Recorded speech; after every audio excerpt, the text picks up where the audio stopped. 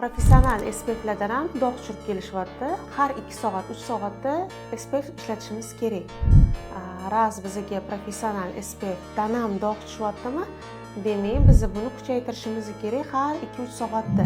Ayniqsa yuzida dog' bor, husnbuzarlari bor bo'lgan klientlarimiz, ya'ni ko'proq har 2 soatda tez-tez foydalanishlari kerak bo'ladi. Hozirgi vaqtda nimaga 2-3 soat? Chunki ko'pchilik terlaydi. Yuzda ham uje terlash kuchayadi. Salfetkaga artishadi, dasturmolcha artishadi. Shu bilan birgalikda chiqib ketadi SPFlarimiz.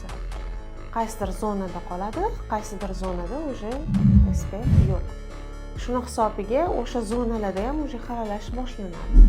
Har 2-3 soatda sumkada olib yurishsin, shart bu. O'zim ham shunaqa uyga qo'yib qo'yganman, sumkamda обязательно bo'ladi. Har 2 soatda surib turaman.